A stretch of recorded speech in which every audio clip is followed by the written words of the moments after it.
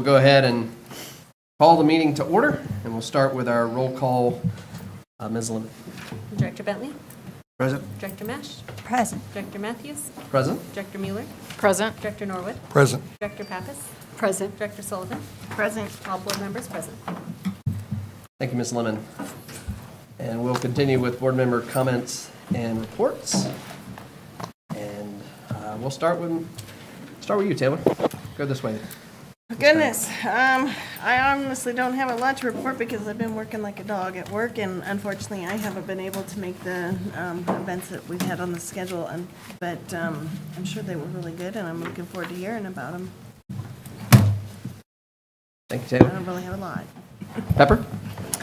Well, I did want to thank Principal Monica Draper and her team at Billy Martinez. It was a great tour I forget what day we went there. Tuesday? Was it Tuesday? It was last week. And, you know, what I like the best about the tour is the ability to have her really explain project-based learning. I really had not had a good, firm understanding of that project-based learning that they were doing, and it obviously makes a difference as they are, their assessments are coming back more positive now, and I appreciate that. So I just wanted to shout out to her. Also, thanks to Terry for being my ride companion in the Greeley Central Homecoming Parade, and to Principal Kerry Smith and his staff on giving students one of the last opportunities to be in a parade and show school spirit in the state of Colorado. Am I hearing that? Or at least northern Colorado. I don't know how many parades there are anymore, but and we had a sweet ride. We were in a convertible Mustang. So that was great fun. And then finally to Dr. Pilch and Assistant Superintendent Stacy Dattery, thank you for getting together with me last week and making yourself available to answer questions about the school assessment data. It's a lot of data. Sometimes people will cherry pick the numbers or they don't understand statistics. And I really appreciate sort of the overview and the understanding of how those assessment numbers really work. And just want to, you know, let the rest of the board know that our professional staff and cabinet are outstanding, and they will meet with you to talk through things if you don't understand it. So I really do appreciate it. Thank you, Pepper. Kyle? Yeah, I also was able to attend Billy Martinez walkthrough. I think it was Tuesday, 9/6, just last Tuesday. This feels like 2 weeks ago, but it's exciting to see them doing the additions through the bond and some of the mill levy override dollars they've spent, you know, on the vestibule and stuff up front, and just to kind of hear their story about the turnaround that they've done there since Dr. Pilch took over. So that was a good tour. And then on Friday, I guess I was able to take the VIP bond tour with a few people that signed up on the school bus and go visit a bunch of the bond projects, and that just kind of fun. Like, I wasn't here for the bond issue and all that stuff, but I'm really getting the all the good stuff at the end. So all the fun stuff. So that was cool to see a little just quick snapshot of the current projects and what's completed and what's to come. So that was good. Looking forward to the next ones. Eric? Yes, the visit to Billy Martinez was good. I always enjoy going back to my old stomping grounds at Martinez. And yes, the Greeley Central Parade, I think that, I agree. It's one of the nicest opportunities I think our kids have, and it's pretty student-centered, so I appreciated that too. And honestly, we did have the best ride. It really was pretty cool, pretty awesome, I will say. I don't know about the VIP tours. I know there's another one on Wednesday. Is that correct, Teresa? Yes. So is there still room? I had somebody reach out today, so I'll let her know.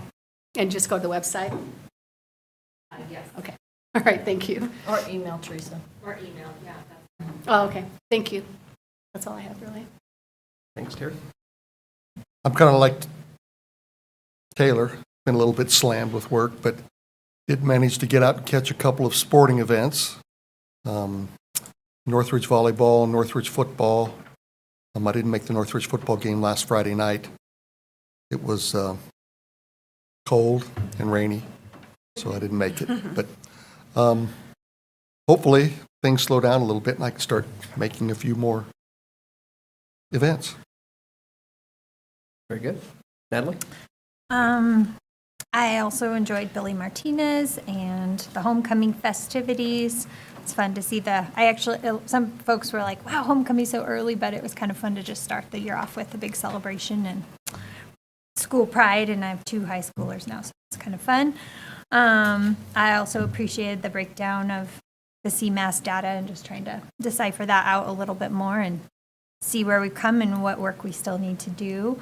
And thank you to Teresa and Mr. Henson for the VIP tour. It was a fun group of folks, mostly some retired folks who maybe have grandkids, but maybe are just interested in seeing what we're doing here in the district. And so, yeah, it was, I think, the new building's just really just wow people. So, and as usual at Toynton, we had the little ambassadors, little kids that are just so excited to show us the rockets they were building, and they were fully engaged. It was really fun to see. Yeah, I don't have a lot else to add. All of those things were really good. Greeley Central homecoming was great. West has homecoming this week, and so all of their homecoming festivities are happening, and their homecoming game will be Friday night. I've gotten to catch a number of football games as well. Mr. Norwood, Northridge is going to be very tough to beat this year.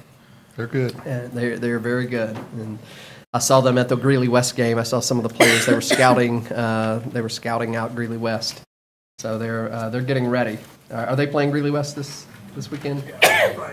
Friday. Okay. It is Northridge for homecoming. That's going to be tough.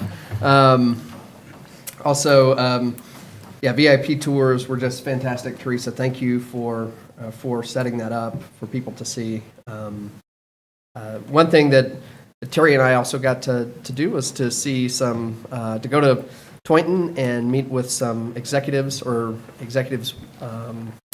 wives also from Chevron.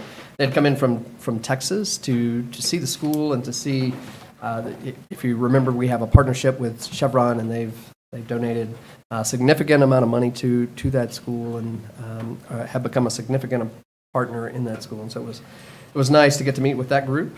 And it's so nice to have so many things on our schedule and so many things that we get to do that we hadn't been able to do for the last few years, and looking forward to more school visits. And we have one of those coming up. So everybody, go ahead and get out your calendar. You can see that is very full. There isn't. We have the Great Ed Colorado lunch tomorrow in Denver.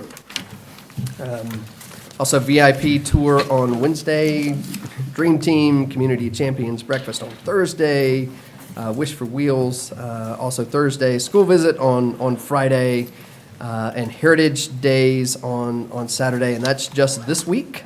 Moving into next week, we have the Madison Bean Topping, and so that's just in the immediate future. Is there something, as you look down that list of things in the immediate future that maybe is missing that should be on our calendars? Could I just ask a clarification? Sure. And Amy, I think you sent this to us, but on Saturday, you sent us a schedule for that, correct? We do need For- to fill in some time on that. We're looking for 2 more people for the later shift and 1 more for the middle shift. And so the early shift starts at 11-ish? Okay, and 11 to 1. okay. And I think I'm from 2 to 5. They're looking at 11 to 2, 2 to 5. Somewhere around there. We'll work with everybody's schedule. But we would appreciate having maybe 1 more person there with Pepper in the afternoon, and then somebody to cover the. Well, and if you have that gap, I can be there at 1. I don't have, the thing I thought I had my weeks off. It was last weekend, so. I think the early shift is okay. Okay. We may just have to close it at 5 if we don't have anybody. 5 to 7.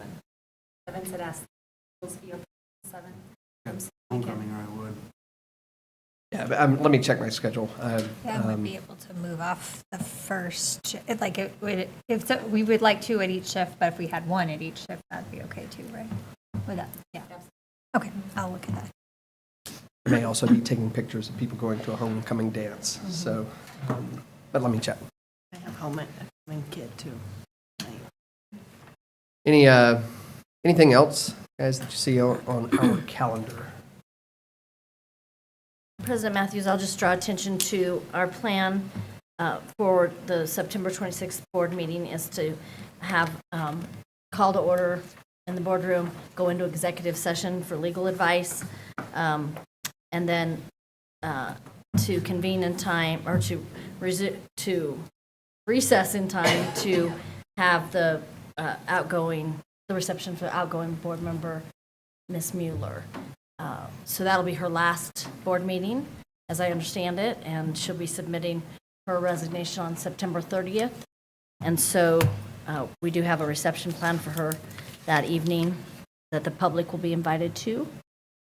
The executive session is to receive legal advice related to the filling of that board member position. All right.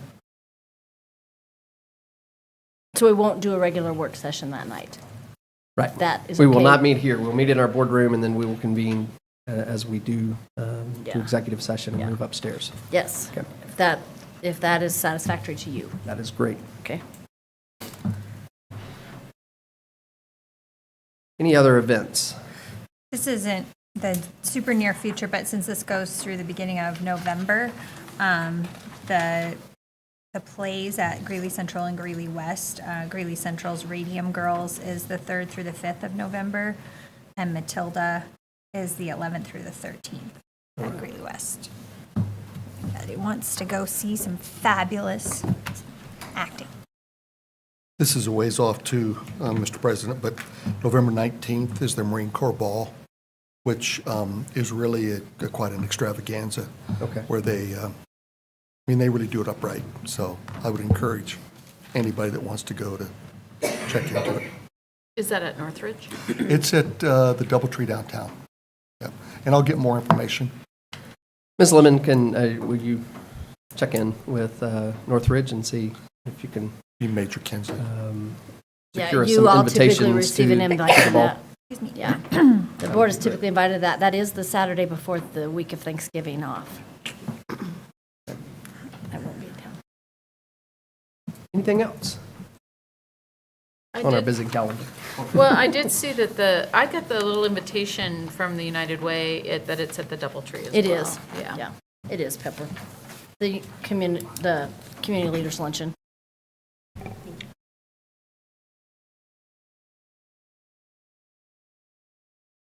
You also received tentative invites, or to be determined invites today for possible dates to do an orientation for community members interested in the board vacancy, and then 2 possible dates for interviews.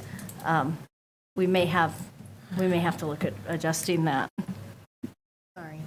I'm having double knee surgery November 8th. Yeah, you can't skip that. No, So that's and I will the week the Zoom, interviews were scheduled for, but so we not need to that look week. at it. You'll be ready to go the next day. Yeah. What I'll did just take a run down here for that from home. Shot at Jack.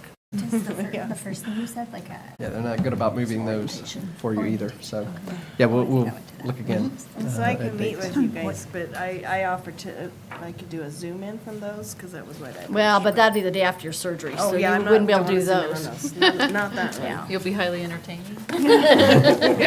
Might not want to hear from me during that time. So, I mean, I'll just, what's going through my head on this right now is, so we can't post the opening until the board meets to declare a vacancy. And then we post the opening, and there's an application process. We want to give the people enough time to apply, and we were hoping to have the role filled before December 1 for the Colorado School Board Association. But once the vacancy is declared, you must have it filled within 60 days. So we've got some time constraints that we're Right. working around too. So we'll need to get together and relook at that calendar soon. Correct. Yeah. Yeah. It's- And look at your calendar. a lot of deadlines we bump up against. Yeah. Good. We'll figure it out. We'll try to find something that. Yeah, we'll that figure it out. works. All right. Moving right along, we are to our transportation update. Awesome. Dr. Pilch, I will give it to you.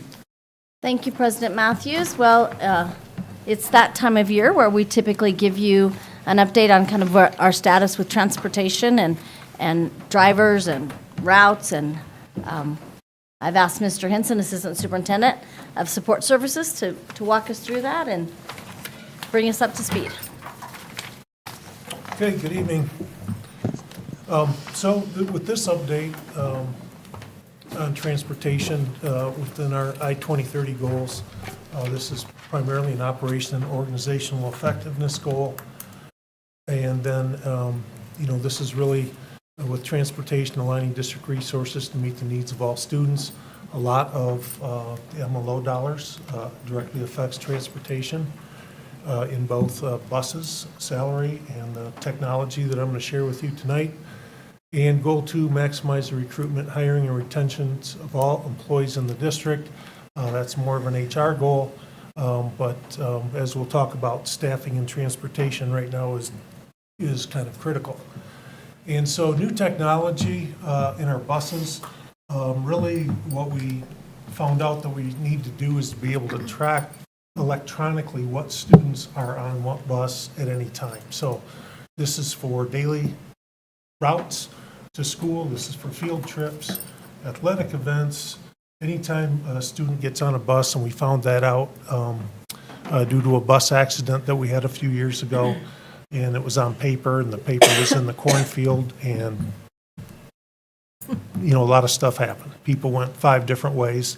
And so we took the time to look for software that would allow us to use Infinite Campus to dump that student information into this software for tracking, but at the same time allow us to look at student IDs and how we use IDs, because students were using not only for buses, if we have students use IDs to get on buses, but it's also how do they check out library books, how do they check out computers? How do they do food service? So instead of having 3 or 4 different pieces or needs of badges, that we tried to condense that all into one. And so this piece of software for Traversa is what it's called, is the piece that is for the transportation. And so what this really allows us to do is, and I'll show you some pictures when I get toward the end of this presentation, more efficient route planning, routes with the mapping system with this software. It takes, instead of 2 days to build a route with students hand-picking them across the district, with this database, this can be done in a matter of a couple of hours. It reduces the time needed to alter and create routes. Transportation is fluid. As we add drivers or lose drivers and then add drivers, sometimes we have to manipulate routes to get students to and from school, and this makes it very easy for us to do that on the fly, as well as field trips come up, athletic events come up. It kind of gives us a reduced time to be able to do that. And as I mentioned, it works for really anything we would use a school bus for with students. As I mentioned, this is linked to Infinite Campus. So Infinite Campus is our student information system. All things about a student are in Infinite Campus.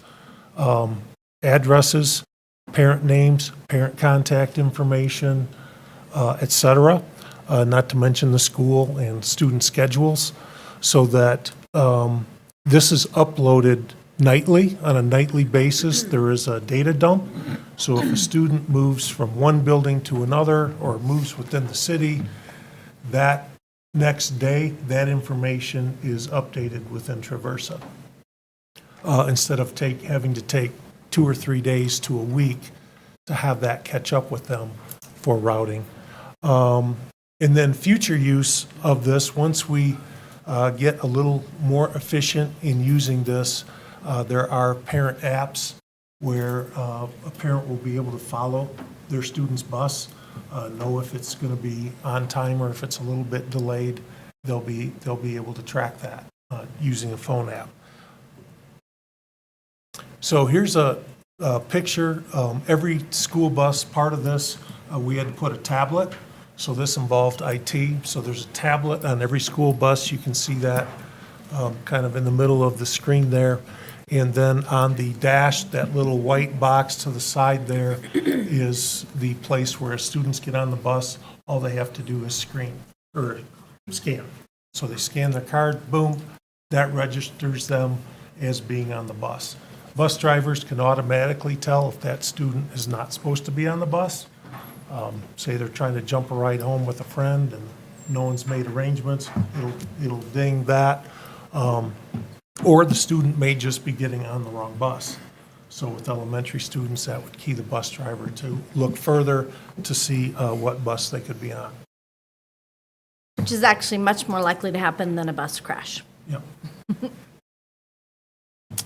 Here is what the driver sees. So kind of like if you drive around with your Google Maps on, that's on all the time. For safety reasons, while the bus driver is driving, the screen is black. However, they still get verbal commands. So they can look at it while they're stopped, the screen pops up, they can see where their next stop is, and then when they start driving, they'll be able to follow those verbal commands to their next stop. The way this is different, if you've seen drivers in the past holding paper, if they're a new driver to a route, which happens if we have a substitute driver, they're holding paper to look at it, to see where they're going, not real safe. This helps with that.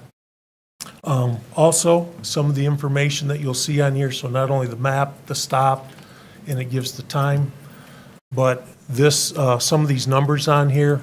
So on this route, and a route might be made of 2 or 3 different stops. So they may have an elementary stop, then a middle school stop, then a high school stop, depending on what part of the city they're driving in. What this says at the end of the route, that 95 students were on that route. That doesn't mean 95 students all went to one place, because our maximum is 71.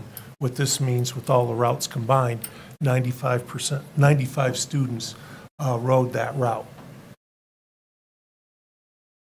And then what this number says in the upper right-hand corner is there's 0 students left on the bus. So what this means is 95 students scanned onto the bus.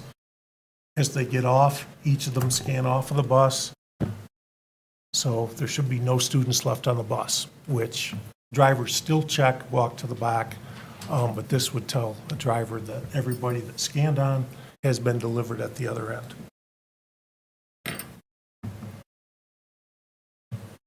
And then student roster is available for each of these routes. So when that button is clicked, drivers have access to the current pictures of students, as well as if they have to make a phone call, student gets sick on the bus or whatever it is, if they need to make a call home, they have all the student information that'll pop up as a roster. They can click on the student and have all that information there. Plus, it helps drivers to have a picture of the student. To help with our busing numbers, and when I talk about numbers, it's really the number of drivers that we have. Oh, sorry, bad lean.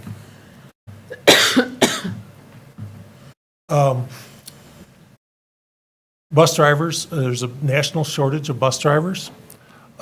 We moved to a 3-tier transportation model this year instead of a 2. So if we have 50 bus routes, instead of running them in 2, if we divide this up into 3, we can maximize the efficiency of our available drivers and buses. This is the first year for us doing that.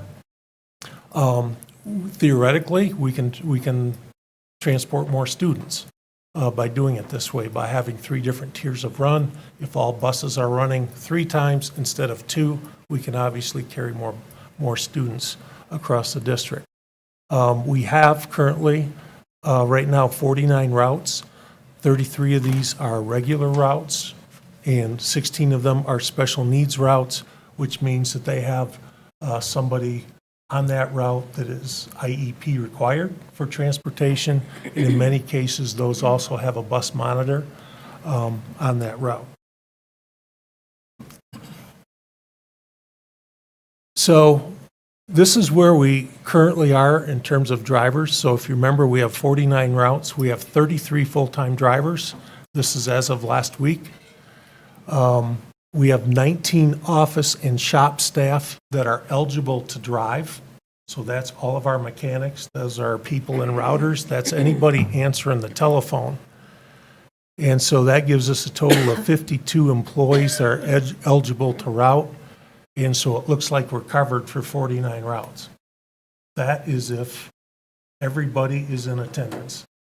As we have 6 or 7 people absent, we have COVID, we have 2 different mechanics that are going out for replacement surgeries here in the next month. It gets difficult.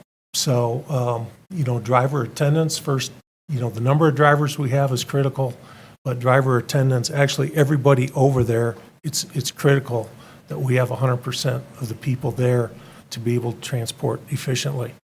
If we're not able to run every route with the number of drivers, then immediately they go into a mode where they will break a route in half and start covering it with other drivers and do double routes. This is what we've been able to do to try to attract staff over there. And so since 2017, the MLO has been hugely important into our starting pay. So these are starting pays for drivers. It's very competitive in the region when we talk about driver pay, even between us and the city of Greeley. So as you'll see, one group raise the pay, then immediately City of Greeley will raise the pay, or Poudre School District, or St. Vrain. It goes all around the area because everybody's looking for drivers. And if you saw the news last week, you'll see in Platteville, the superintendent is driving a bus to help alleviate shortages. So not anybody can drive a bus. When we have a shortage, these people have to be trained. It's easier to hire a substitute teacher than it is to hire someone that can drive a bus. So we pay for training when we bring people on. We pay for training, and if they can pass the drug screen and the background check, and they can get through training, we immediately, as soon as they're eligible, put them on a route. So our celebrations is that as of last week, we have 10 drivers that are in training. A couple of those have come back to the district that used to work or drive in the district. A couple of them have come back, which is awesome because we don't have to train them as much. They have a lot of the credentials. The other 8 are in some form of training, and hopefully that we can bring them on in the next 2 weeks. As we do that, we look for our trouble areas, like right now, Prairie Heights out in the corner is an issue for us, and Greeley West, between the parking lot issues that we're getting through. We have one more parking lot shift there before we're done, and the road construction in front of Greeley West. We maybe get a bus out of the lot, we can't get them down the street. So we're trying to be creative about going through subdivisions to you got to drive 2 miles out of your way, but it's 10 minutes shorter. Working on that. So as we get additional drivers, those are the places where if we can separate runs within the route, we will be much more efficient. So we're looking forward to hopefully being able to add these, they make it all the way through, being able to add these drivers in the near future. Any questions that you have? So, a couple questions, Kent. Mr. Henson, do we have a sense of how many students roughly use the GET buses?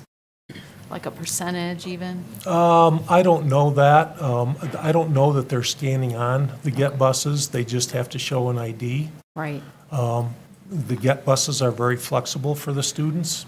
If they don't want to go home, they just want to go across town, and there they go. So that's hard for us to track. We've talked with the city about, since our student IDs now have a chip in them, but their technology is different, so. Anecdotally, it would seem far greater number of students ride the GET transportation than ride district transportation because of the numbers of secondary students that ride, and our transportation is more Yeah. limited at the secondary level than at elementary. There are more high school kids definitely riding the GET bus. And then how, oh, I'm sorry. Oh, just a second, following up. You showed that technology, which I love, the scan on, scan off. How are bus drivers tracking students right now?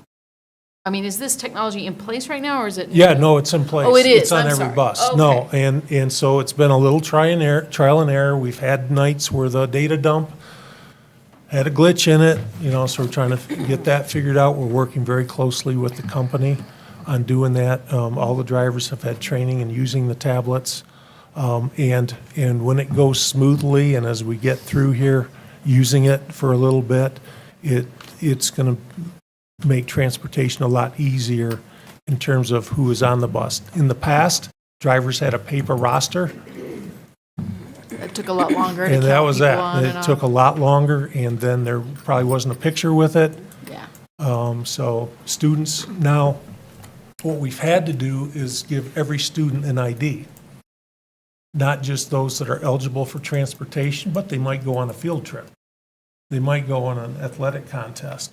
So that was the other thing we had to think about in going to this. How do we make sure that every student has an ID that will work and is in the data bank? Because, we're going out to the Poudre Learning Center. That could be any student, any class, any day. All the technology has to be in the card. Thank you. Taylor? The mom side of me on this one, what if a student loses their ID? Do they have a way to override it where they're still allowing them on, or is there no ID, no ride? They can override it, and some of that, they have to have the student's name. They can punch in the name, it'll come up with a picture, and so at least they can do it that way. And also, schools can print the IDs the next day. A student could go in and print an ID if they needed to, so that's a lot quicker. We don't have to go through any company to do that. It's all based on that database in Infinite Campus, and every school has the printer and the camera if we need to take a new picture for those IDs. So in 2017, with that MLO, we committed a lot of dollars to making our salaries competitive. So you showed this slide. Are we competitive now? You might have mentioned it. I might have missed it. I think we're about average, about equal. We've done a lot better. We're staying With in the the pay, market, yeah. but we're not at the top of the market. We jumped to the top of the market when we first did that first boost, and it made a difference. But, you saw what's happening, so Yeah. it's really hard to be at the top of the market. But we're trying to stay in the market. You're talking like school bus driver market. Yeah, hourly for, Yes, Yeah. but at For the bus beginning, drivers. we were at like, what, $13 an hour? We were hardly in any market yeah. at that rate. And are you finding that people are taking advantage of some of the options to work more than that split shift? I'm not sure exactly. Yeah, so going from the two-tier to the three-tier is going to give some drivers more hours, which is a benefit and can be attractive to that, because then it's 3 routes in the morning and 3 in the afternoon if their route actually has 3 runs in it. Some only have 2, but it might be a farther distance. And then when you add in the trips we may have in the middle of the day, a field trip going somewhere else, and then the athletic trips that come on now. Right now, if a driver wants hours and they're within the legal limits of hours, they can have them. Can you clarify then, because you had it up there as 33 full-time, I believe?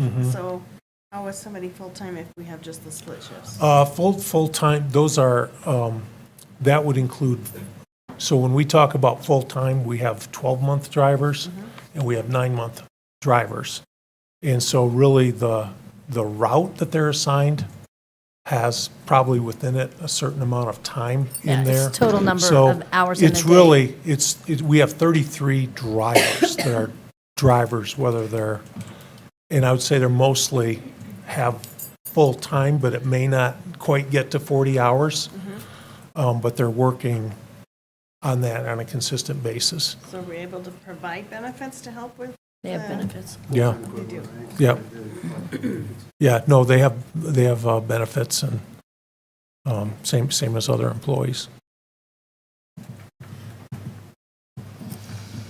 Do these bus drivers drive the white activity buses, or does someone from the school drive that? No, the advantage of the white activity buses, of which we purchased 3 a little over a year ago, is that you don't have to have a CDL.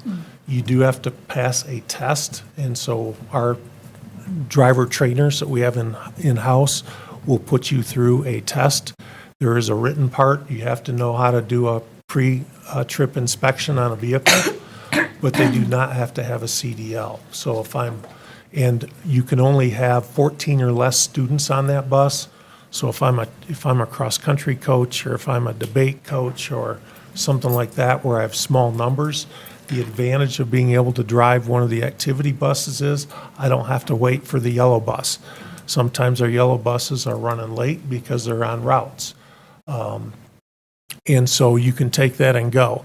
You did approve a long time ago the purchase of 9 more of those activity buses. That was, I don't know how long ago that was, but it was a long time ago.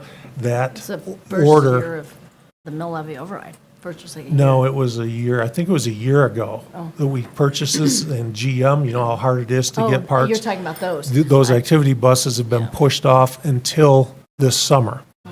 So that's a second pushback we've had. We were hopeful to get them prior to this school year. We won't get them till after the school year. This is the additional purchase, not the The initial, additional not purpose. the initial Yep. purchase. Yeah. The additional purpose. So that takes some stress off of our yellow fleet if we don't have to send a big school bus for 12 kids to go to Denver for something. We can have another means of transportation. I'm sorry, say that again, Mr. Hanson. What's the capacity of the activity buses? 14 14. students. Right. And that's a CDE, that's the, I don't know, I'm not going to say the law, but it's the limit. And currently, the 3 we have kind of live at the 3 traditional high schools? Yep, each of the high schools has one of those buses. The 9 that we've ordered would put another one. Each high school could use another one. Our transitions program could use one. Jefferson High School could use one to get kids back and forth from Habitat for Humanity. And then, you know, that Fred Chartis needs one for all their activities, and then that leaves us 3 more that we could, that are not assigned, that we could leave to check out as we did Suburbans. For many years, Suburbans are about the same price, and you can only have 6 kids in it. So.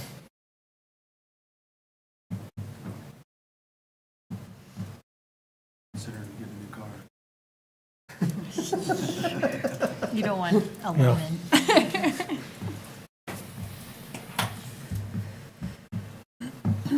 So how do you recruit bus drivers?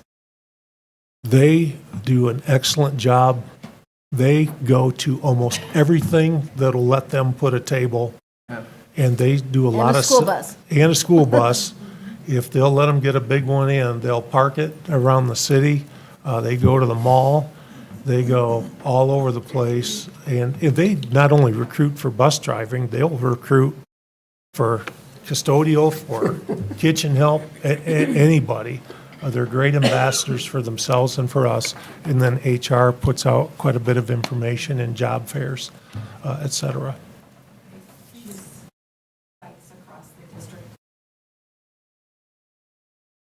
Yeah, yeah, they do that on Saturdays. They do it at nights. They go They'll to be the at rodeo. Evidence Day, I'm pretty sure. Yeah. Yep, yep. And they have games for kids, so they're trying to attract kids and teach kids always about bus safety while they're trying to recruit the parent to drive. They've taken a lot of ownership, if I remember correctly, Yeah. over just the recruiting and trying to bring for additional bus drivers on board. Yeah. But this is an issue that's nationwide. I'm not sure why, but it seems to be something that people don't want to do. And our drivers are pretty proud of what they do, despite their struggles right now with the numbers here, trying to keep on top of that. And when will those 10 new people that are in training be available? It depends. It's not time dependent. It's only dependent on the amount of time it takes them to get through the training. So we have our own trainers, and like I said, some people come with experience that we can fast track through the process, but they have to pass a motor vehicle check, which puts us, when the state was running very slow in that, Yeah. that took a long time. That may have taken 4 weeks to get that through. Now that's a little bit better. So as soon as they are eligible and have passed everything they need to pass and have passed the test, the driving test and the written test, we put them into action. One more question. So on the special needs buses, there are bus monitors.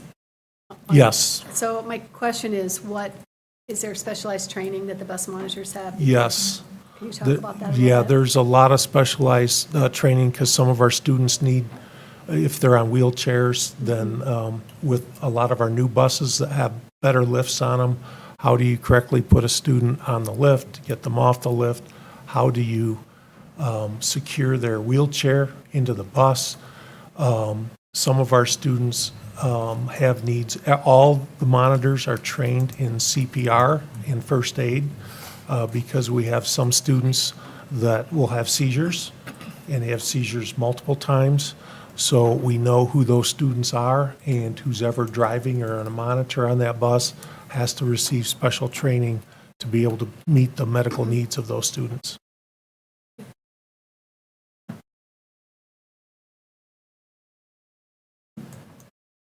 So we're hopeful. The software here, I think, is good technology, that when we get a little bit of the glitches out, we're looking forward to be able to giving the parent app out to parents.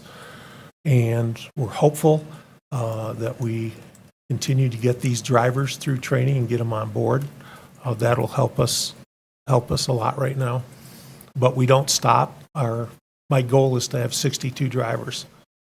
And we were almost there right before COVID, and then it fell off, so.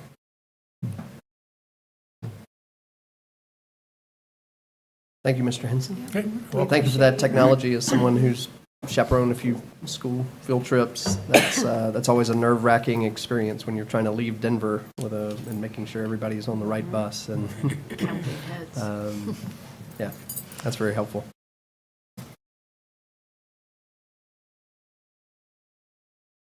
Next on our agenda is our update on the continuation of mill levy override. Again, Filch. Okay, Thank you. we're going to pull up some documents here to share with you. And as you all are aware, at our last regular board meeting, you voted and approved to place a ballot measure on the November ballot for renewal and continuation of our current mill levy override. And so we've begun that process that entails our responsibilities as a district. I'm going to let Amy walk you through what she had to do and did and does to get it on the ballot and what those steps are. And then we'll walk you through some other pieces. Absolutely. So once the board approved the ballot language and ballot issue, we contacted the Weld County Elections Office, submitted our IGA, and submitted our ballot language. One of the requirements for Weld County now is to have a Spanish ballot language as sample ballot language as well as in person. So we had our ballot language certified, translated into Spanish, and submitted that as well. So our next step, not really next step, but ballots will be mailed by the county sometime during the week of October 17th, and November 8th is Election Day. So great work, Amy. The ballot number or the ballot title is 4A. 4A. And we're assigned that by the county once we submit the language. So from there, we began to develop fact sheets that actually give the factual information, which is what we're allowed to do as District 6 employees and when we're on the clock. Any campaign work or campaign materials or presentations must occur when we're actually not on duty. So we've taken leave from our regular job, or it's outside of our assigned work hours. So, Mr. Fall, why don't you and Ms. Lemon change? Well, let's show them the website first. So you're not popping back and forth. So we'll just show you on the website quickly where the factual information is. So you go on our website under Community and go down to 2022 Ballot Measure 4A.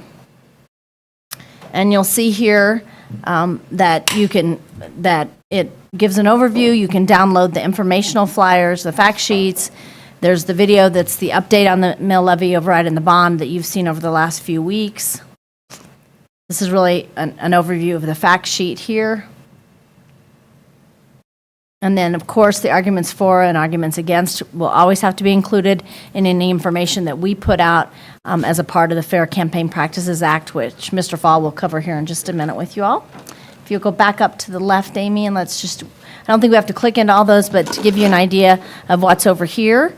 So if you go into the 2017 mill levy override, I think this is where those of you have been asking, like, what did we spend it on, and those pieces. So if you slide on down, I think here on the main page, Amy. The main page, just over here. Yeah, there you go.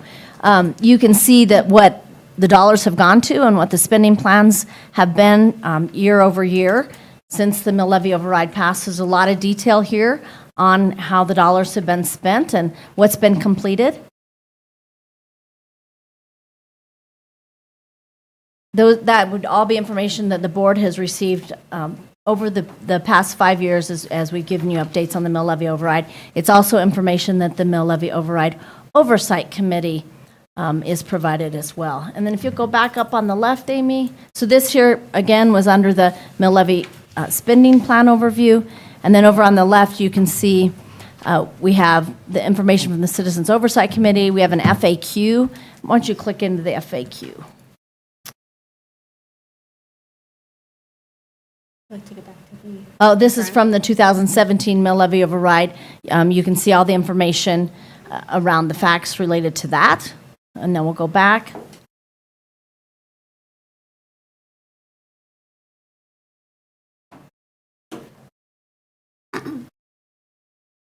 Now, this FAQ is for the ballot measure 4A.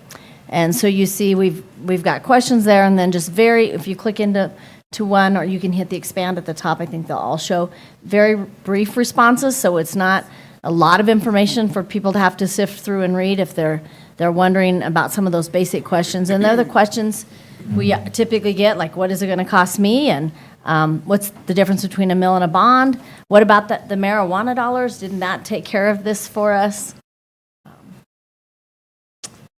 Again, the information about the sunset is there.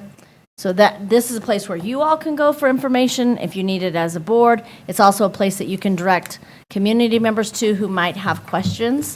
And then there's also a piece in here that compares a bond to the mill. There's still, that is still really complex for people to understand the difference between the big capital projects and the operational dollars of the mill levy override. And part of it is there are some cases where mill levy override dollars were dedicated to, say, roof replacement when we matched with the BEST grant, or it was a small building. But then when you get to replacing a roof at a large school like Northridge or Heath Middle School, those are going to be bond dollars typically, because it's a sizable project compared to doing Shawsheen Elementary. And again, the arguments for and against that are a part of the fact sheets. The actual ballot language is there too, and then there's information on registering to vote. So this is on our district website. This is not, these are not campaign materials. This is not the campaign website. You do have in front of you a copy of the fact sheet in English and in Spanish. These have been pushed out to our buildings, and they'll be pushed out through our school newsletters so that parents and staff are informed about what the dollars are intended to do and how the dollars will be spent, as well as the fors and against statements on the back of the sheet. So when you all, and this is where I might ask Mr. Fall to jump in. You and Amy want to switch seats? Thank you, Ms. Lemon, very much. And any of us are happy to help you if you get back into this. You're like, now where was that at? You know, Amy, Teresa, any of us are willing to help you with that. So I've asked Mr. Fall to talk a little bit about the Fair Campaign Practices Act, and you do have a sheet in front of you, I believe, yes, with information for you to take with you as well. We'll also put all of these documents in your weekly memo, your electronic memo, so you'll have them there, so you don't have to keep track of paper if you choose not to. But there has to be a clear separation between campaign and factual information. So we do have an obligation as a school district to provide our parents and our community with factual information about what we intend to do with the dollars and how the dollars will be spent. That's our job, to do that. We need to educate them on that and provide that information. And we need to provide reasons that people would argument for this and against this. Our role in our official capacity, and I'll talk about you all in a minute because your role is a little different as elected officials. But those of us who are actually employed by Greeley Evans School District 6, it's really clear that when we are working, we are not campaigning, and that no district resources should be used for campaign practices. And that you see that on the sheet here as well. What employees choose to do for or against any ballot measure on their own time is that individual employee's choice and decision. But during the workday, when we're on contract, when we're being paid by the Greeley Evans School District 6 for those hours we're working, during that time, our obligation is to refrain from persuasive language or from offering an opinion for or against any ballot measure. Okay? So, you as elected officials, it's a little bit different for you all, and I'll let Mr. Fall talk about that now, and then we'll take questions too when you're ready. Yeah, thank you, Dr. Pilch, and members of the board. You can see this Fair Campaign Practices Act guidance. I think that this is more or less generally applicable for employees. As Dr. Pilch pointed out, there's a lot of restrictions for what a jurisdiction like a school district can do when it comes to supporting or opposing a ballot measure. And so you can really see from that guidance document that really what we're worried about or focused about when it comes to our employees is whether or not they're on duty. If they are on duty, what are they doing with their time? And we know that based on the FCPA, that anybody who is an employee and that they are working may not use their time or resources to support or oppose a ballot measure. So that's kind of really what that document is doing and what it's saying, and that will be distributed to our employees at some point. I'm not exactly sure. But when it comes to board members as elected officials, the FCPA actually has a specific carve-out. It has an exemption for you all, and I can just read it to you. And it says, nothing in this section under the FCPA shall be construed to prevent an elected official from expressing a personal opinion on any issue. And so you do have kind of that authority, a little bit more discretion as board members, as elected officials, to express personal opinions regarding ballot issues. I will point out, though, that the Board of Education, on the other hand, voted in favor of the mill levy override. And so you're kind of walking a fine line here, right, where you are acting as Board of Education members, you have an oath that you signed and a duty to uphold any decisions by the Board of Education, but at the same time, you also have the right to express a personal opinion about a ballot measure. And so I think that really the key here is more or less about timing and kind of about when you are expressing these, in what capacity are you expressing these kind of personal opinions about the ballot issue. So And then I just want to kind of reiterate everything that Dr. Pilt said as far as dispensing factual summaries. As you can see, the district has done its factual summary. It's up on the website. This is completely compliant with the FCPA. You can see that it does have the arguments for and against. It's not expressing any opinion about what direction we should go about the mill levy override. It's just simply a factual summary of the mill levy override, what it can do, and kind of what are the fors and againsts for passing the MLO. So I think that, I don't want to speak any further without confusing you all, so I'll just take some time for questions or comments. So, Mr. Fall, if you could please, so if a board member is invited by the parent-teacher organization to come in and talk about the measure, they may come and do that, and they may share campaign materials. Because you've been invited to come and talk about that measure, and you're acting as an elected official. At that point, you're not an employee of the school district, whereas I would be an employee. So if I go in, I would only take the factual information with me to share. I would not take campaign materials. And can I just clarify, so that would also be true if we are invited to our school's parent-teacher conferences, to be able to share that information, factual information at the parent-teacher conferences would be. That's what we'd recommend. I would recommend to just keep it factual. As if there's that nexus, and even if it looks like it's there, I would generally direct you to be as factual as possible in a situation like that.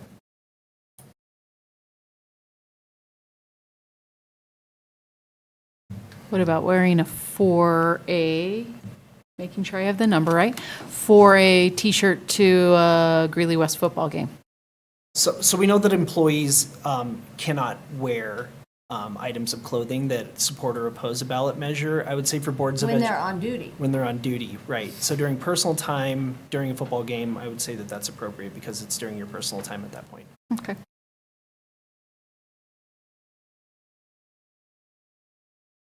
What about wearing yes on 4A buttons of board members at board activities? Are they allowed to do that? I know I'm not allowed to do that. Are they allowed to do that? I mean, I would say that at least the law seems to kind of permit that, but again, I would generally direct us to avoid kind of any support or opposition during a time where it could be construed, to being a district contribution versus just a personal contribution. So during a school board meeting. Right. But at Michael's Rotary Club, he chooses to wear his yes on 4A button at his Rotary Club. That's his personal time. It's his Rotary Club.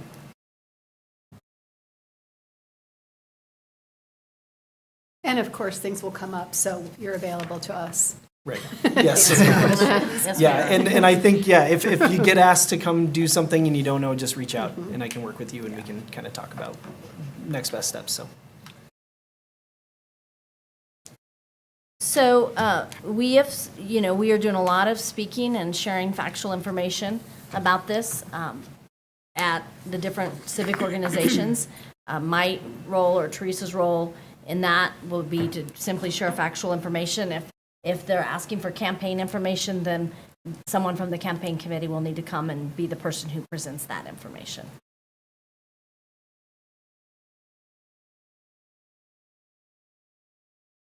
What else are you wondering about? This isn't a legal question, but were you going to show us the campaign website as well? No, I am not going to No, show you're you the not. campaign website. Or how are we going to find that Well, information? So, are you asking me what is the name of the campaign? Yeah. The campaign is Growing Great Schools that we've used in the past.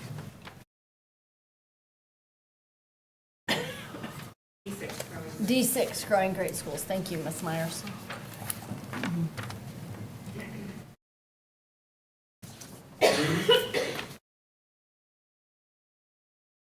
Any other questions, or?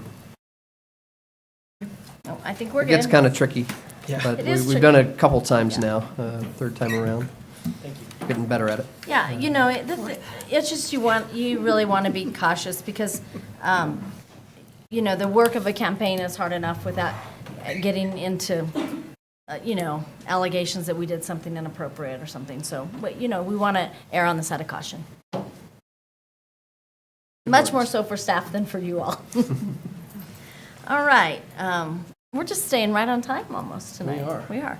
So I'm going to ask Ms. Lemon to come again. So it has come to my attention, since most of you have not completed your required trainings and sign up, that we should give you a little help.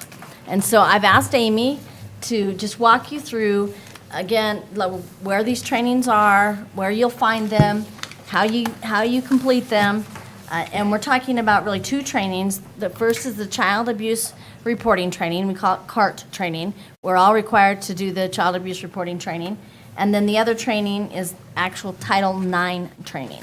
And you might wonder, as a board member, why do I have to do these trainings? Well, the reason is because sometimes people will report things to you, and or reach out to you with things that might be related to child abuse, or might be related to a Title IX violation. And so it does happen. It has already happened to school board members. So we want you well-trained so you know how to respond and what your duty and responsibility is. You actually do have some duty and responsibility as elected officials who govern the superintendent to, you have some obligations that you will learn about when you go through these trainings.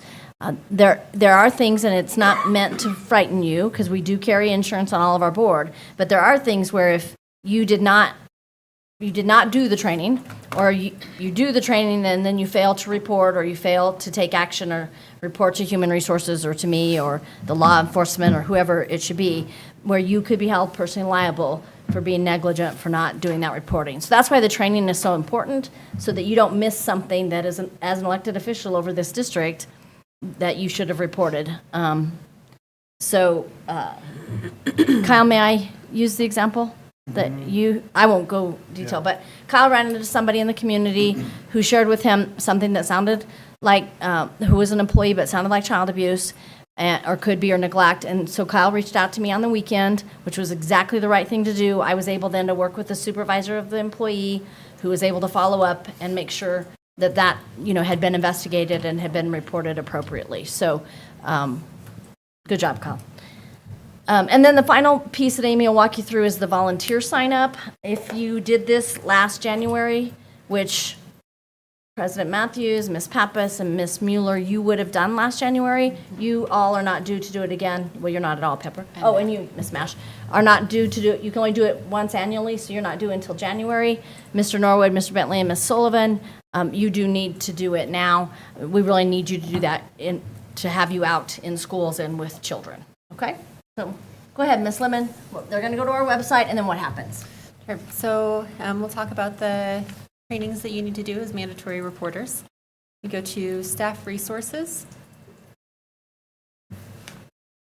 and to compliance training. This will take you there. These links have also previously been shared with you, and I'm happy to share them with you again. But since they're right on our website, you may be able to find them. So there are 3 parts to this mandatory reporting training. You'll have the child abuse and neglect identification and report training, the CART. And the internet. I forgot that one. Yeah. Title IX responsible employee training, and staff use of internet and electronic communication policy. Dr. Olson has a great introduction video to compliance training. If you click here, it's a 4-minute video, and she'll walk you through it. We have printed 2 things for you here that you may find useful during your CART training. When you click into the area, you'll see that it asks you to have the CART training note catcher, which is just a piece of paper with the different sections of the training in it, so you can take some notes to help pass the test. And then there are also legal terms and definitions, and those have been printed for you as well as a policy. So you'll watch each of these videos. And then down at the bottom here, there is a Google form that you'll fill out. Last name, first name, to get to all that. And then it's going to give you 2 questions for each of those sections up above. So you can preview the questions and then put in the answer as you watch these, or you can watch all of the trainings first and then take the test. It's up to you. Amy, that's where I got confused. Okay. So where it says D6 email is active, Yes. I think I had to hover above something to take me to, and that's where I got confused. Okay. So if you, So. there was a when- little, yeah, that That box thing right there. This? Yeah. Okay, so absolutely. So you can do it right within here, and it won't let you go to the next screen until you enter in all of this information. Or you can click this, and it'll take you to a separate tab if that's easier than the small box. So this is the same form as was embedded in this website. It's just a little bit bigger, so it might be more useful. You have to fill out one or the other, though. Yeah, I just got confused, Yep, and you all will be on the left side here. which is not surprising. We did a good job completing it, thank you. Yeah. So that's the CART training. Does anybody have questions on this, this portion of it? And they have, so that you have all the instructions here that to show you what you do once you complete the assessment. Then you hit submit, I believe is what it is, and then it'll show that you've passed and you've completed it, and then it'll let you go on to the next one. If you click back a tab here, go to our original page, the Title IX training. This one is a video. It's about 15 minutes, and then you'll have 5 questions. And you do need to earn 5 out of 5 on this test. The same thing, here's the video up top, and then the form and test down below. So I can't remember, do they have to click if they are a responsible employee, or is it system already pre-programmed for board members to take them to the one they have to do? It'll come up as they select which. So, I don't think it will say board member. no, It but, says other, oh yeah, it's other, and then you just put in BOE. yeah. Any questions on Title IX? And the last piece, and click back to that original tab again, is the staff use of internet and electronic communication policy. And this is another one. Click through and read the policy and sign the acknowledgement form. Here's the policy. And same thing, here's the form to fill out and submit. And the final piece that I'd like to talk about, Amy, let's take them back Absolutely. to where, how they very first got in here again. Okay. And remember, you do have the links, and we can get them to you again, but on our district website, So I didn't need to click home. Click staff resources. And under C for compliance training. thank you. You're welcome. Thank you. And the final piece is the here.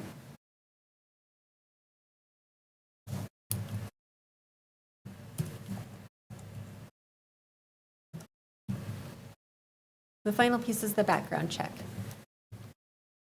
And so this one's a little, it's not as intuitive as the other piece. You'll go under families and then volunteering. So you'll go through the volunteer application process, and through this, that's how we do the background check. Some of the questions you'll see, why do you want to volunteer? Say because I was elected to do so, or whatever you'd like to put in there. So you'll see a little bit of it isn't quite applicable to you as a board member, but this is the process that we use to obtain that background check. Any questions? And 4 of us are good on this until January. Yes, yep. If you have completed this, I have shared your renewal date. We have a calendar invite for that. Great. And then we can do it after that date? Yes.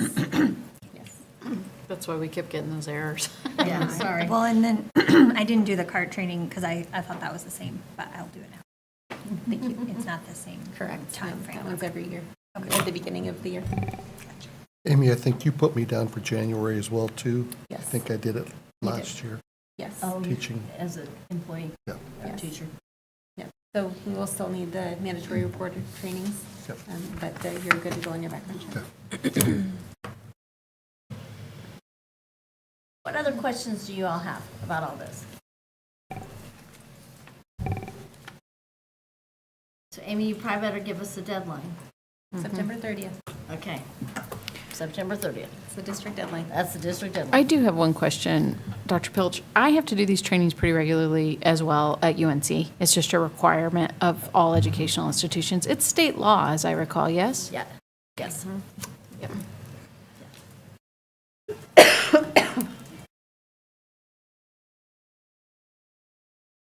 You might as well say, we're going to show them. All right, under community engagement. Yes, thank you. We have more for you. Have these been shared with them yet? Yes. Okay, so this was shared with you in your email, and each of you got a set of your schools here. And these are the events that the schools that you liaison with have identified that would be good events for board members to be at. You're going to see there's far more that you're invited to attend than what you will be able to attend, right? But we just pulled up President Matthews here so you can see Franklin. And so he's got a tab down at the bottom for each school. Franklin, Fred Chartis, the D6 Online Academy. Maplewood is still filling theirs out, I think. So we only have 2 events on that one so far, but there'll be more. Yes. And then Greeley West. And so, you know, we've given the schools a lot of autonomy we've given them some guidance and a lot of autonomy in determining the events that would probably be most useful for you. I see here, Mr. Osmus, we probably do need to get their student accountability, or their school accountability committee or their PTO on those. scheduled yet. Yeah, yeah. Be added. Yeah, so once you guys get those other dates, we'll need to get those added. Yeah, they probably aren't meeting until October. Okay, you just have up to December or through December. Right now, we didn't want to overwhelm you with the whole year. And each of you have a tab of your schools. And these events have come directly from the school events. So this is just a courtesy to pull them into one place for you. So you can hopefully be a So little you're not more hunting efficient. for them. Yes. Yeah, so you don't have to hunt for them. The other thing I would just remind you of, if you're planning to attend, that you reach out to the principal ahead of time and let them know you're planning to be there, and so they know and they can watch for you and welcome you and maybe even introduce you, right? Or they'll let you know if they want you to speak or something. Okay? What questions do you have about that? Thank you. That's Thank you. really- Oh my Yes. gosh, That's really great. Thank you. We appreciate that so much. You are welcome. Amy, just a quick question. Are the contact information for the schools, I opened the one up you sent me today, but if we want to get a hold of them, is there contact information for somebody on there that we need to get hold of? I Let's think I put have emails in. everybody. Yeah, we'll make sure you have their emails. I think I have Yeah. everybody except for one. Yeah, we'll make sure you have their emails on Yeah, that page. This is great reference, Okay, you know, all okay, of your okay. And leadership. I have that. Yeah. I have that. Yeah, that document shows you who they are. I don't think emails are included in that. Yeah, they are. There. Oh, well, then you already have it. Okay, good, thank you. Yeah, you've got it there, emails and the school phone numbers. Good. Yeah, it's so helpful because it changes. Yeah. And I have to echo Ms. Pappas that this is amazing. It's so hard to sift through their websites that, like Chapelo, I have every performance. It's amazing. So thank you for just finding all this information. Thank you to the schools and their administration for providing that. It's really helpful. You're welcome. We'll pass on the thanks to the team who put that together. Yeah. And, we know you, I mean, that's just a month and a half. We know you cannot get to everything at a school, but, you at least know the things that are happening that might be most appropriate for you, and then you can see which things you can get to. Okay?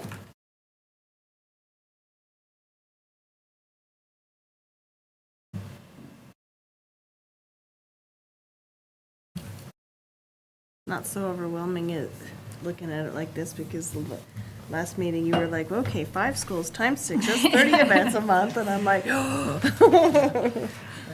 So Yeah, I thank was you, thinking I'll Amy, go for doing through that. and just like identify maybe 2 or 3 things in each one and like really try to focus on those.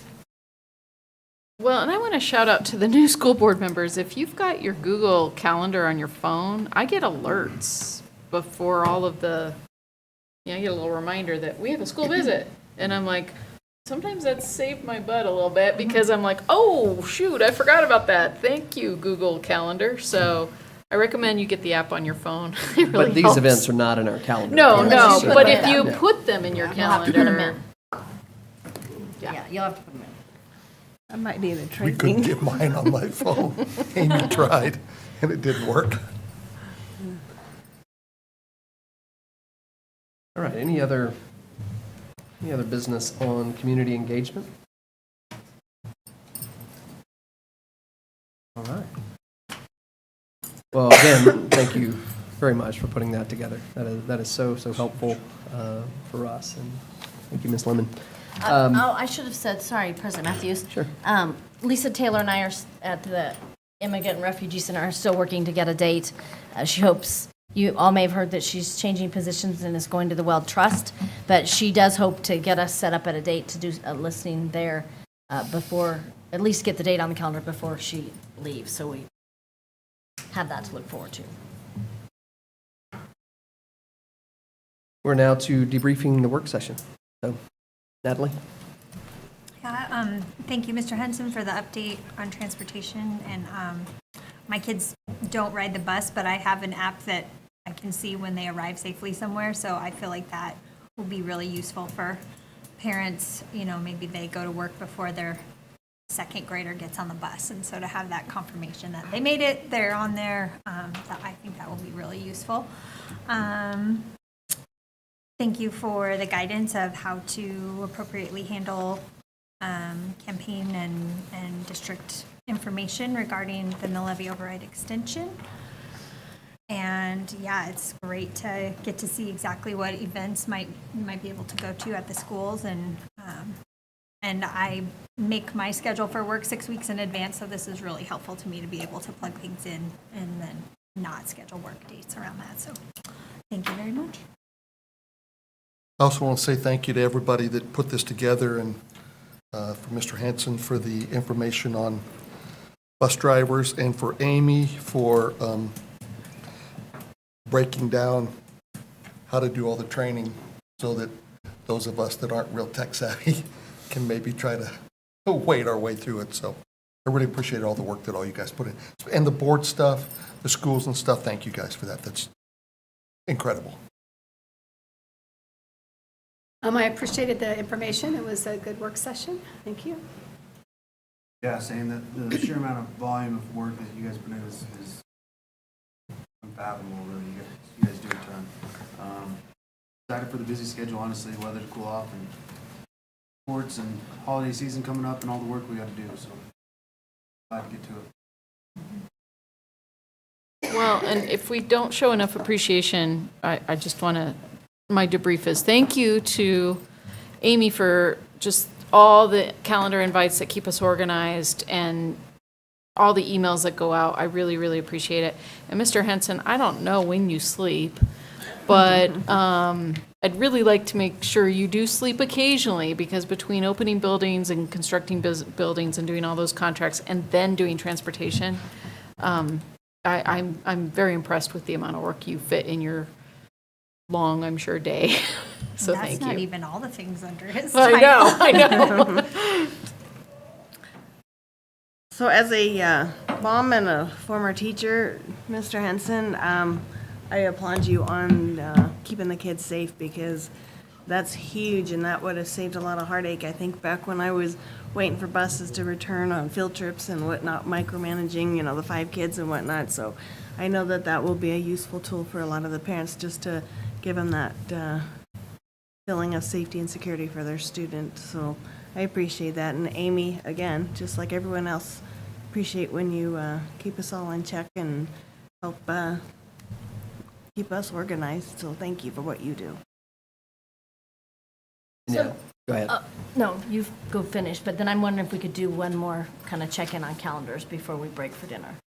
Sure. Let's And let I you was do just going to say thank you. Yeah. Again, thanks for keeping us legal and on time and in the right place. Everybody, we do really appreciate it. Thank you for making it easy for us, Dr. Pilch. So, calendar event, what you got?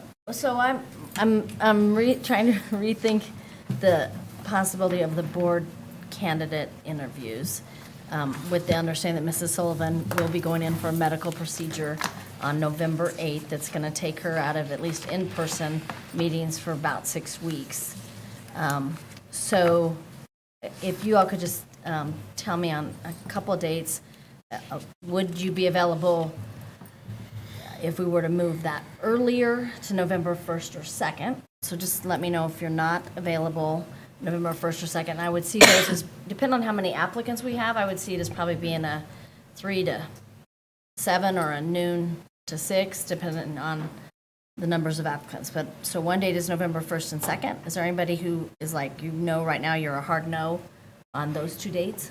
So you know we have a Hyman visit, or Yeah. you're thinking after, or cancel? I don't know. Okay. We'll just see. I'm just trying Right, I to figure get you. out I hear you. possibilities. So everybody, nobody's a hard no, like I'm out of town. On which date, sorry? November 1st and 2nd, Monday, Tuesday? Tuesday, Wednesday. Tuesday, Wednesday. I stayed away from Halloween on the 31st. It's hunting season, but I think I'll be back in town. You gonna bring me elk steaks? All right, so then the other date, if we were to push, I think to the limit of the longest we could go, would be possibly like November 28th and 29th for the interviews. And I think, Taylor, you indicate a willingness to do Zoom if you can't come in.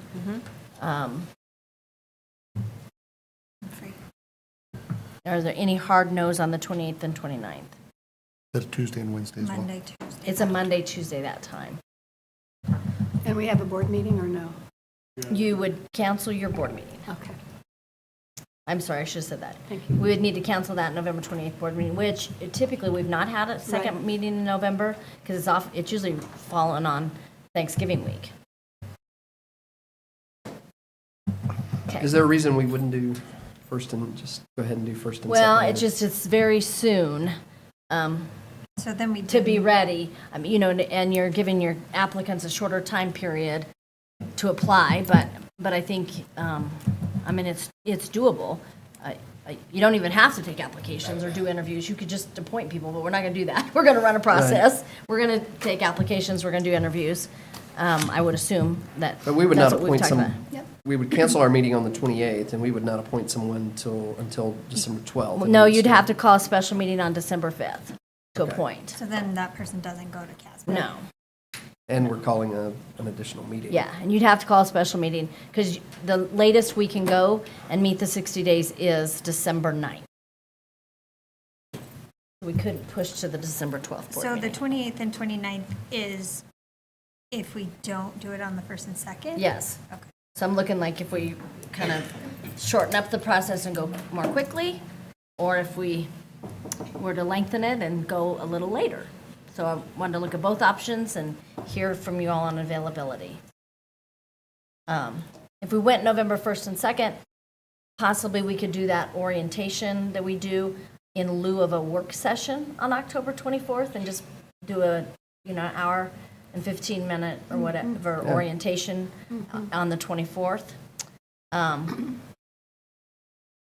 If we go later, the 28th and 29th, we have plenty of November, we have plenty of time to get an orientation in with the applicants.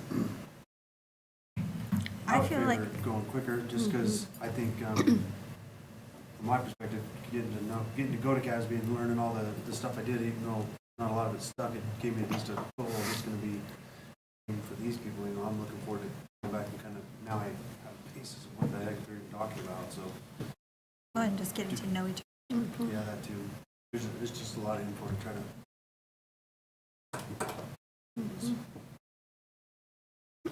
So Michael and Terry, the three of us will get together and we'll look at dates and times, and this is helpful to have Right. some information, and, I also will have some additional conversation with you, Ms. Sullivan, to talk about, because I would imagine on the front end, you're going to be protecting time at work before you have to take 6 weeks off. And you probably need to take some time to come in for those interviews. It really just depends how many applicants we get. We had 5 when we appointed Mrs. Mash. We had 5 applicants, I think, that year. And there were a couple more folks interested after the orientation who did not continue with the application. But everybody is available on the 1st and 2nd and the 28th and 29th. Rob? I can be available, yeah. Okay. 3 to 7 might work best for me. What's that? It's Chargers 3 to first year, 7 so might work best. taking charge of Yeah, that. We had a school meetings. I have to echo him 3 to 7, just Yeah. because I need to be able to. Yeah, I work mean, my it hours. really is just going to depend on how many candidates you get, guys. If you get a dozen candidates and you want to interview them all, you're going to need 12 hours. So that's 4 3 to 7s, which we don't have. That's the dilemma. But if we get 5 or 6, we can easily do it in 2 evenings, 3 to 7. How long were our interviews, an hour? Well, they were about 40 minutes, and then we had debrief at the end of the night. Oh, right, thank you. Yeah. We had some orientation and some debrief. Yeah. I would just say, please, everyone, keep those dates free Yeah. on your calendar. That'd be great. We'll work on this quickly, so you know. As a reminder, these will be open meetings. They will be conducted in the boardroom, and they'll be open meetings. All right. Thank you, everyone. And let's go ahead and adjourn so that we can have dinner.